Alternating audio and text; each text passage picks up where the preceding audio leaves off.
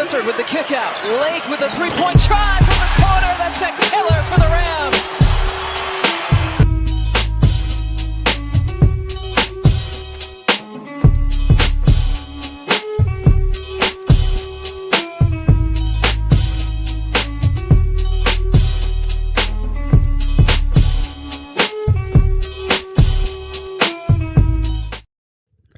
All right. Hello, everyone. Welcome back to Basketball in the Mountains. This is episode 42. I am your host, as always, Tyler King, college sports reporter for the Denver Gazette. And our college hoop season preview series continues today with the team I maybe cover the most or am around the most, the Colorado State Rams. Should be a really fun episode today. But in case you missed it, earlier this week, we've had 3 episodes on the feed already. We did Boise State, BYU, which is a fun one, and Utah State as well. All 3 of those teams have pretty high expectations, respectively, and they were fun episodes to dive into those teams. I'm looking forward to watching all of them. The same with the team we've got to talk about today, obviously with CSU coming off a back-to-back NCAA tournament appearances last year, but there is a new head coach in Fort Collins, as we've talked about multiple times, with Ali Farokhmanesh taking over for Nico Medved, who left for his alma mater, Minnesota, shortly after the Rams were eliminated from the NCAA tournament last March. And to talk about this year's Rams team, we've got one of our usual guests on the show, my good friend Justin Michael from DNVR. Justin, how you doing? Doing good. I'm excited to talk a little bit of hoops. I think everybody's tired of talking college football, so let's have some fun. Yeah, the mood has quickly shifted from how quickly can basketball season get here after some high expectations along the front range for football, but none of it has gone really all that well for either of the teams that I cover.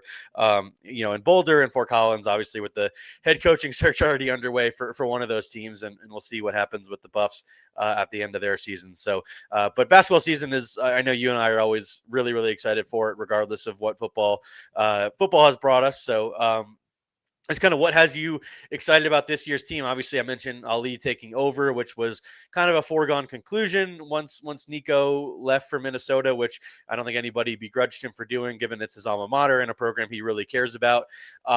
But now it feels like a different era, but also it's kind of like the same old Rams kind of thing with the way practices run and all that kind of stuff. Not much has changed for us, on the day-to-day side for covering this program. But how excited are you for Ali to get this shot and for this season to get here, because he's been waiting for it for a while?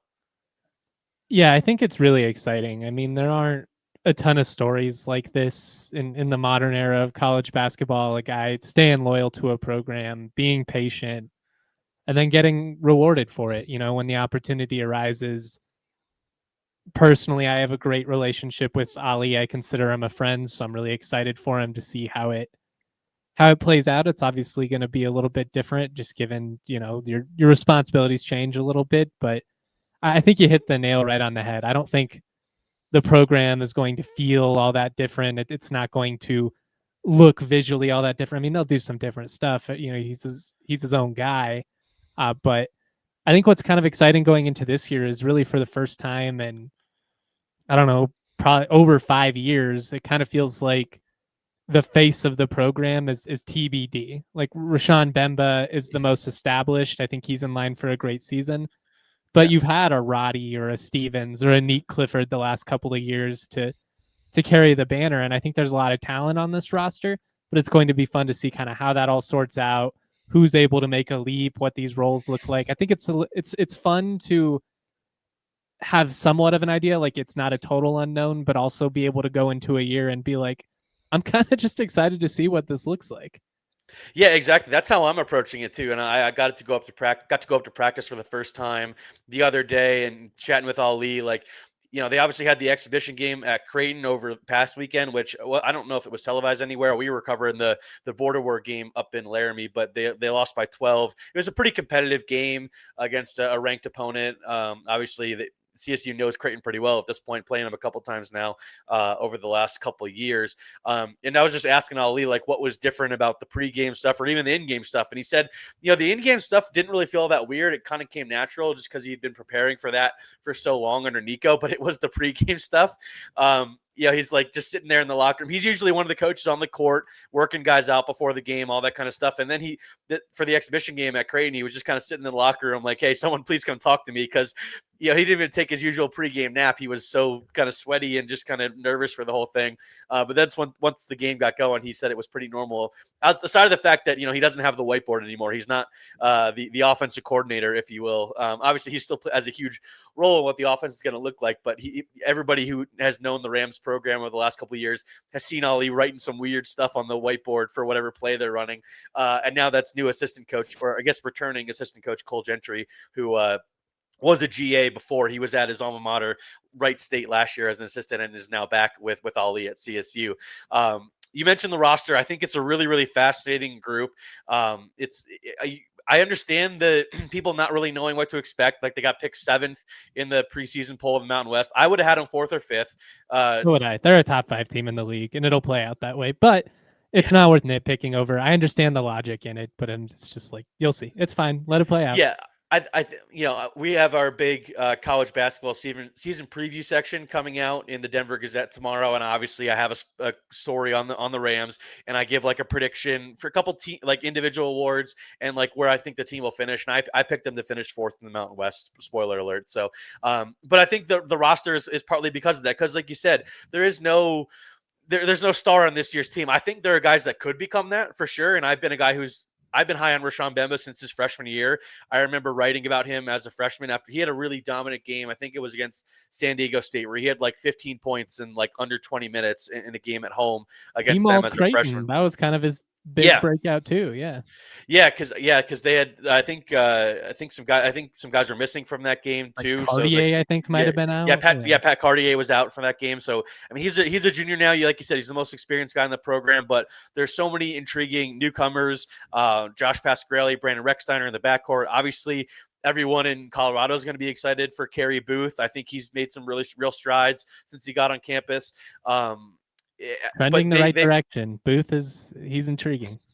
Yeah, but they said this week that there's about 12 guys that feel like they could play, but that's not realistic. You can't play at 12 guys. Usually the rotations are 9 or 10 deep. Probably going to be 10 deep. How excited are you to see this play out and see how the rotations work out and see who plays well with who over these first couple weeks of real game action here? Yeah, I think that's an important thing to note, is there's going to be 2-3 guys that are kind of the odd man left out by the time conference play rolls around.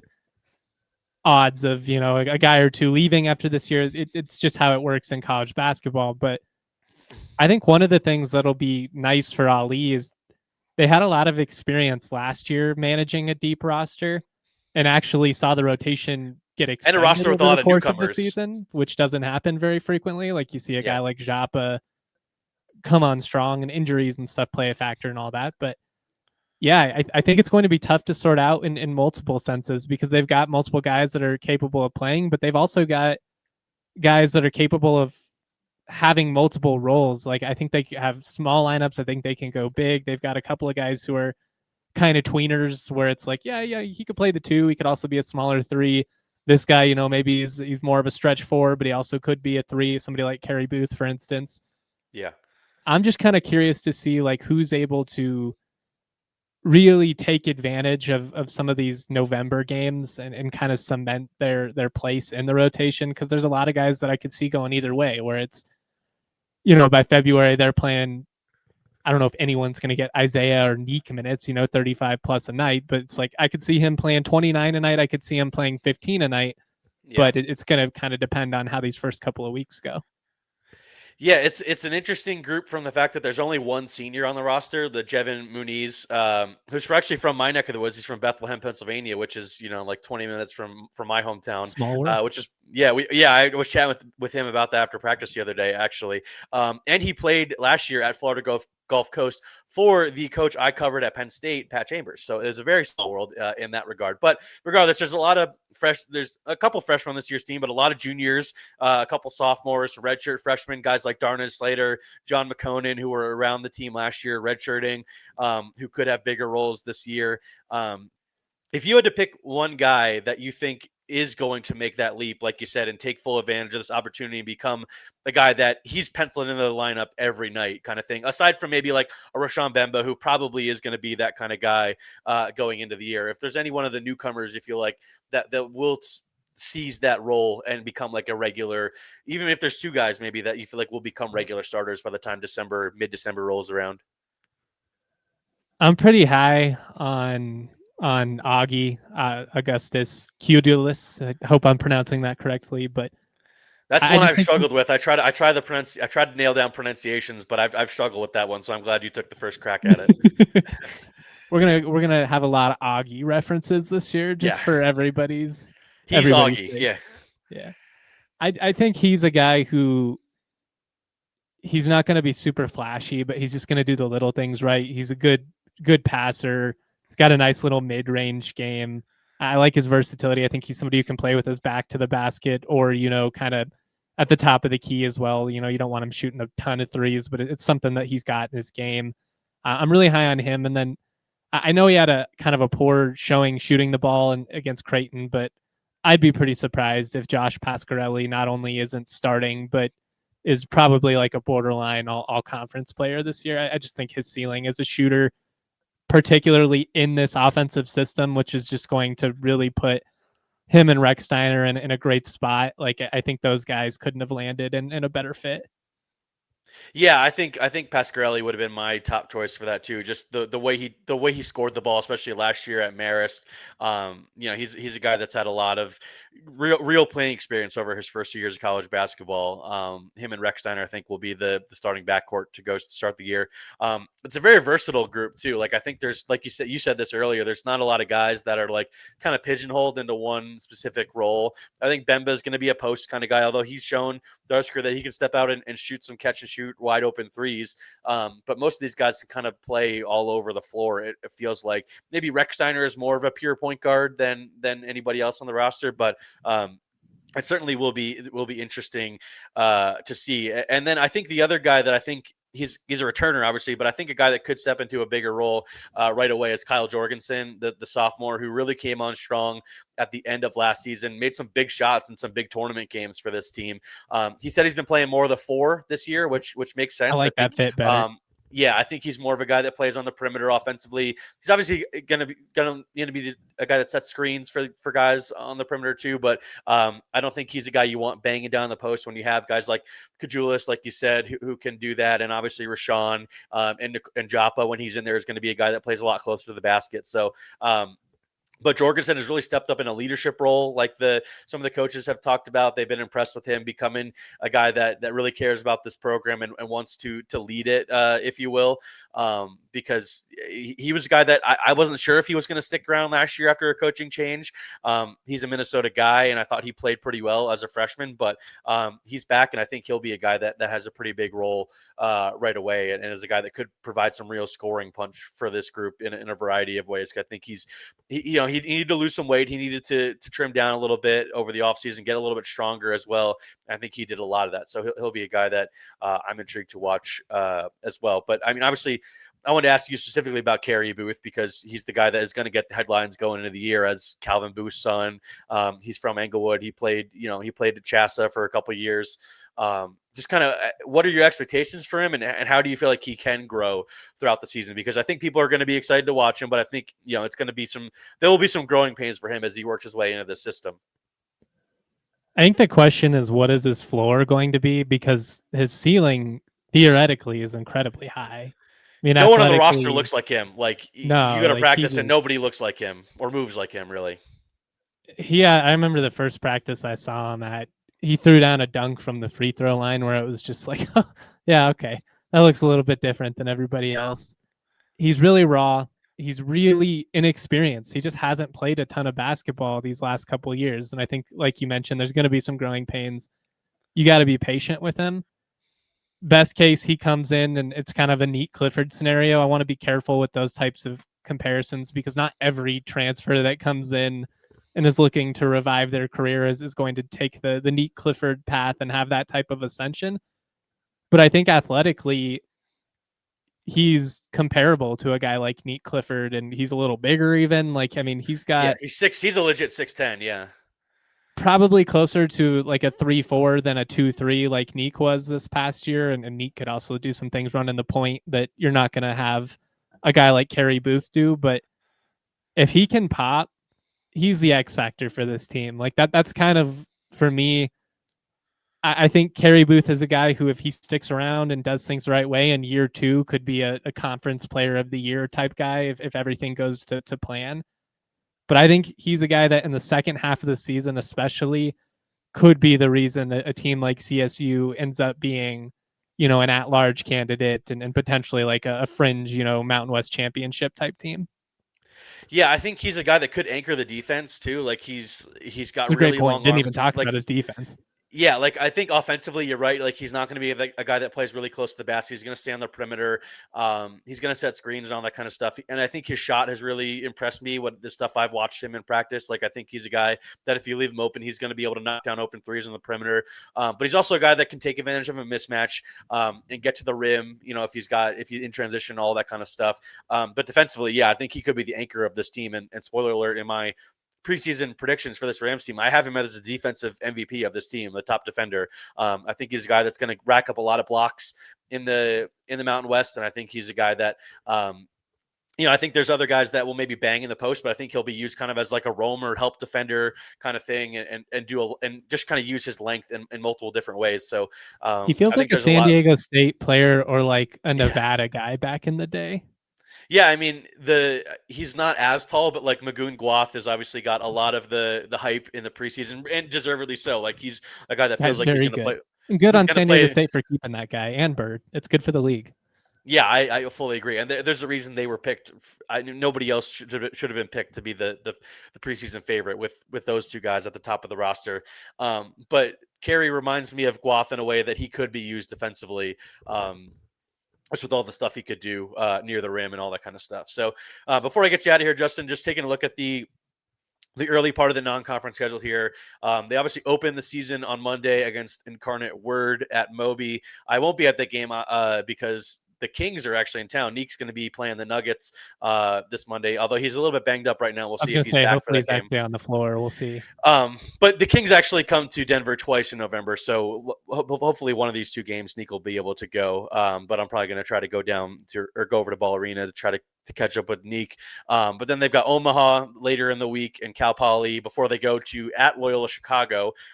This is the first of a home and home, which is kind of ironic considering these are the two schools that were Neek Clifford's final two in the transfer portal, the CSU and Loyola. But and then they've got DU at home before going to the Battle for Atlantis, which should be a really fun field, and I think is the highlight of the non-conference schedule. They play Virginia Tech, Brandon Recksteiner's old squad, the first game, and then they'll either play Wichita State or St. Mary's the next day, and then depending on how the first two games go, it could be a variety of teams on that third day on that Black Friday before they've got the Buffs after that at Moby for the Rocky Mountain Showdown hoops version. What intrigues you about this non-conference schedule, and what are you looking to see from this group before Mountain West play begins? Because it starts a little bit early this year. December 20th, they go to Logan to play a really good Utah State team to open up the conference schedule, and it's a little bit bigger conference schedule this year, but I think it should make for a lot of fun. But this non-conference schedule is going to be super important for this squad. Yeah, I mean it's not like the non-con schedule of 2 years ago, for instance, where you're playing a ton of giants. I think they did a good job of trying to have some quality road opponents and like going to Loyola and giving yourself an opportunity to juice the metrics a little bit, because you're gonna feel it a little bit, playing teams like Incarnate Word and Omaha and DU. Like they're not gonna be great for any of your metrics. Those will be quad 4 games mostly. Yeah, you got to avoid the landmines. Hopefully you don't have a situation like you did last year with, who was that, UC Riverside. Yeah, like, and they actually had some talent, as we saw over the course of the season. Well, yeah, their point guard is at Colorado, is at CU now, ironically. Yeah, like worked out pretty good for him. Obviously, like you got to win that home game against CU. Like I think when I look at the non-conference schedule, that's the one where it's like if this team is going to have any chance of kind of making some noise, being fun, that's the type of game you got to win at home. And then you hope to see them have a nice showing, I think, in that battle for Atlantis. Like I'm not saying you have to go out and win it, but beat a team like Virginia Tech, get that ACC win on your resume. then anything can happen from there. CSU's been pretty good in MTEs last couple of years. They've won more than one of them, so could be within the cards. But I don't know. I think maybe not the sexiest home schedule in the world non-conference wise, but I think it makes sense given where you're at with the program. I do hope though, year 2, year 3, assuming you can get some teams to come to Moby, we see a little bit more meat on the bones. Yeah, like Loyola Chicago will be at will Yeah. come to CSU next season, so that helps all that kind of stuff. And like you said, hopefully they get some more home and homes in that regard, and trying to get more St. teams. Mary's types games, give me that. Yeah, I want St. Mary's in the new Pac-12 at least for hoops only. I think it'll We've talked about happen. this. We've talked about this many times about trying to get some of the other WCC schools like St. Mary's and Santa Clara and San Francisco to try to really make a nice hoops conference, because I think that's what the new Pac-12 could be. But before I get you out of here, Justin, last thing, just kind of where do you think this team will be? Not by the end of the year, but come January. Where do you think this team will be by the new year comes around, and what will we be talking about with this Ram squad? I think you'll see a team that has a good start. Just partially because the schedule's not all that crazy. Like I don't think it'll be quite as up and down as it was last year. I also think that really the first month is just going to be kind of a feel it out type process. But I think come January, there'll be a team who's kind of viewed as like on the outside looking in and that top Mountain West tier, but still viewed as dangerous. Kind of like in between the last 2 seasons. Like you're not going to be a top 25 team like you were a couple years ago. I also don't think they're going to have, be like 3-5 or whatever, like they were at 5-5, 1 point. 5-6 last Like year. Yeah. it got pretty rough at times. So, I think like first 10 games, if you could go 8-2, if you win that CU game, that's a good start to me. And I'd be pretty pleased with that. All right, man. That's all I got for you. Appreciate you taking the time, as always, to talk Rams. I'm sure you'll be on the show at various points throughout the season, because we're both super excited to watch this year's Rams team in the first year under Ali Farokhmanesh and a quote unquote new era. But I mean, it's more about the new team more than anything with all the turnover roster wise that was inevitable after the last couple seasons. So appreciate you coming on as always, man. Anytime, dude. Love talking hoops with you. All right, that'll do it from today's episode of Basketball in the Mountains. Thanks again to Justin Michael from DNVR Rams for coming on to talk all things CSU hoops. We're going to continue rolling along with the college hoop season preview episodes. Got 2 more episodes left tomorrow on Friday on the feed. We're going to have an episode previewing Grand Canyon, one of the newcomer to the Mountain West this year. I'm excited for that episode. And then we'll wrap it up on Monday with an episode talking about the Buffs ahead of their season opener on Monday night against Montana State. So appreciate everyone who's been following along and listening so far. I'm super excited for basketball season. Make sure to go check out my college hoop season preview section in the Denver Gazette for Friday, like I talked about on the show today. So wherever you're listening, Apple, Spotify, make sure to subscribe to the channel, turn notifications on so you never miss an episode. Leave a 5-star review while you're at it. That really helps me grow the show. And if you're watching on YouTube as well, make sure to subscribe to the channel, like the video, comment, all that kind of stuff helps it get out to more people, which is really the goal here as we're getting in the first full season of Basketball in the Mountains. And we'll be back talking NBA at some point during not some point, multiple turns during November too. I was at the Nuggets game for the first time in person last night. Looking forward to enjoying watching the Suns and the Jazz as well, despite some of their struggles to start the year. But so we'll have a lot more on the feed this week. So thanks for listening today, and enjoy the weekend of basketball.